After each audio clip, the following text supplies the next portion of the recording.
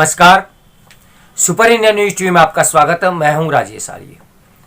आइए देखते हैं आज का विशेष समाचार। एक खुशहाल भारत का खाका। बड़ी कंपनियों के एक छोटे समूह के बजाय छोटी छोटी कंपनियों का बड़ा समूह कहीं ज्यादा उपयोगी होगा। भारत को आर्थिक प्रगति के उच्च सोपान तक ले जाने के लिए केवल सालाना बजट से ही काम नहीं चलेगा। इसके लिए हमें दीर्घकालीन एजेंडा बनाना होगा। यह आवश्यक है कि हम 25 साल के विजन पर आगे बढ़ें। इस बीच हमें अपने समक्ष कायम चुनौतियों को विस्मृत नहीं करना होगा, उन पर बिंदुवार विचार करना होगा। गत वर्ष बजट में ऐलान हुआ था कि सरकार 80 करोड़ लोगों को मुफ्त राशन उपलब्ध कराएगी, क्योंकि हमारी 57% आबादी 2 वक्त के भोजन का प्रबंध नहीं कर सकती। हमारे पास मेक इन इंडिया उत्पादों की खरीदारी करने वाले एक मध्यम वर्ग का अभाव है।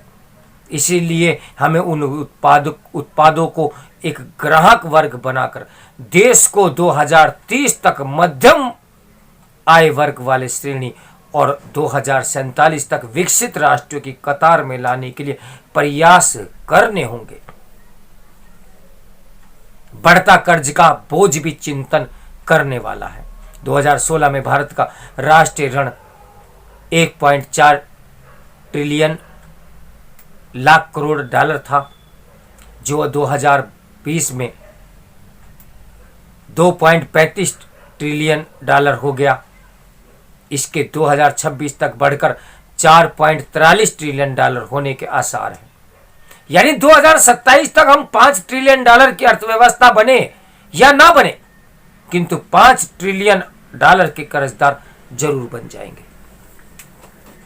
राष्ट्रीय ऋण में दोगुनी बढ़ोतरी के रुझान के बावजूद आर्थिक वृद्धि में उस अनुपात में तेजी नहीं आ रही है। 2019 से ही हमारी प्रति व्यक्ति अनुमानित नॉमिनल जीडीपी भी में 10% की गिरावट भी आई है।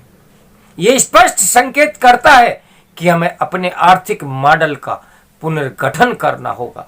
राजकोषीय घाटा विकट चुनौती है। हालिया बजट की बात करें तो कर राजस्व एवं गैर कर राजस्व का आंकड़ा 30.28 लाख करोड़ रुपए के स्तर पर पहुंच गया, जबकि कुल व्यय 39.45 करोड़ रुपए दिखाया गया है। देश में अवसरों को लेकर भी बहस हो रही है। विगत 7 वर्षों के दौरान 8.5 लाख भारतीय देश से बाहर जा चुके हैं। नौकरशाही और न्यायिक यंत्र भारत को पीछे धकेलते हैं। हम सरदार पटेल के उस वादे को पूरा करने में नाकाम रहे हैं, जिसमें उन्होंने कहा था कि स्वतंत्र भारत में कोई भूख से नहीं मरेगा, न्याय पाना तो मुश्किल होगा और न ही महंगा होगा। बाहरी मोर्चे पर एक और जहां हम विस्तारवादी चीन से गिरे हैं, तो दूसरी ओर आतंक के गढ़ पाकिस्तान से। जाहिर है कि हमें सदैव युद्ध के खतरे का सामना करने के लिए तत्पर रहना होगा। इसलिए सामरिक ढांचे में उस स्तर का निवेश आवश्यक होगा कि कोई हमारी संप्रभुता को चुनौती देने का दुस्साहस ही ना करे। औद्योगिकरण में भी हमारी नीतियों के केंद्र में रहा है। उसी उद्देश्य की पूर्ति के लिए हमारे पीएसयू यानी औद्योगिक घराने और विश्व स्तरीय आईआईटी एवं आईआईएम जैसे संस्थान गढ़े गए। वहीं देश के समग्र विकास की संभावनाओं के अभाव में लोग यहां पढ़ लिख कर विकसित देशों का रुख करते हैं। भारत के पास जनसांख्यिकीय अवसर अक्सर अवश्य हैं, किंतु इसमें लाभ की स्थिति नहीं दिखती, क्योंकि इसके लिए हमने कभी निवेश ही नहीं किया। श्रम उत्पादकता के पैमाने पर भारत आसियान देशों में सबसे निचले स्तर पर है। ऐसे में उत्पादकता और समग्र प्रतिस्पर्धा में वृद्धि के लिए भारी भरकम निवेश करना होगा। अपने सपनों का भारत बनाने के लिए हमें कुछ कदम उठाने होंगे, जैसी बड़ी कंपनियों के एक छोटे समूह के बजाय छोटी छोटी कंपनियों का एक बड़ा समूह बनाने पर ध्यान केंद्रित करना होगा। वितरण पर आधारित वृद्धि के मॉडल जैसे पहल के साथ ही एक रोजगार एजेंसी की स्थापित करनी होगी, जो एक क्षेत्र विशेष की आवश्यकताओं एवं वहां संभावनशील उद्यमों का आकलन कर सके। मेट्रो शहर के बाहर निवेश बढ़ाकर स्मार्ट, इनोवेटिंग, ग्रीन एवं व्यवहारिक आर्थिक क्षेत्रों की स्थापना की जाए। संस्कृति, पर्यटन और रचनात्मक उद्योगों में भी निवेश बढ़ाना होगा, क्योंकि वे युवाओं के लिए रोजगार के सबसे बड़ी सृजक बन रहे हैं। भविष्य में पारंपरिक विश्वविद्यालयों का वजूद सिमटता जाएगा, तो हमें हाइब्रिड और डिजिटल विश्वविद्यालयों पर ध्यान केंद्रित करना होगा, जहां जॉब इंटर्नशिप मॉडल लागू रहे। देश को तकनीकी रूप से उन्नत बनाने और दुनिया के सबसे परिवर्तनकारी राष्ट्र के रूप में उभरने के लिए शोध एवं विकास यानी R&D में GDP के 3% के बराबर निवेश करना होगा। इसके लिए कैबिनेट रैंक के साथ नवाचार मंत्रालय का गठन उपयोगी होगा। बेतरतीब विनिवेश और परिसंपत्तियों की बिक्री से भविष्य के लिए कुछ शेष नहीं रहेगा।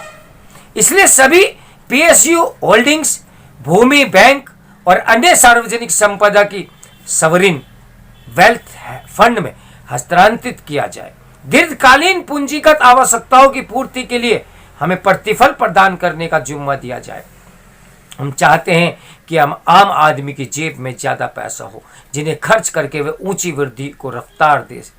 उसके लिए आवश्यक होगा कि हमें करों की दरें कम करें और करों का दायरा बढ़ाएं। साल भर में 1.2 करोड़ रोजगार सृजन के लिए हमें 3.6 लाख करोड़ रुपए के निवेश या 16% वृद्धि की दरकार होगी। हमें मिशन 25 करोड़ हाउस होल्ड बनाकर सुनिश्चित करना होगा कि प्रत्येक परिवार को नौकरी या उद्यमिता का अवसर मिले। शहरों में बेहतरीन पर्यावरण अनुकूल परिवहन ढांचा विकसित करते हुए हमें यह भी देखना होगा कि इस कारण कहीं कर्ज का बेतासा बोझ तो नहीं बढ़ जाएगा।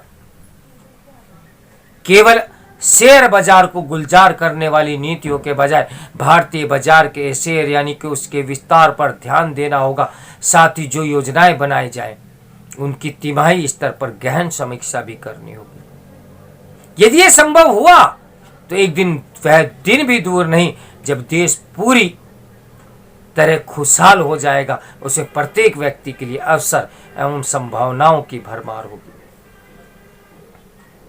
क्या देश में हमारी और आपकी भागीदारी नहीं है? इसके लेखक हैं लोक नीति विश्लेषक राजेंद्र प्रताप गुप्ता। तो मेरे साथ बने रहिए सुपर इंडिया न्यूज टीवी की ब्रेकिंग न्यूज के लिए। नमस्कार, मैं हूं राजेश आर्य।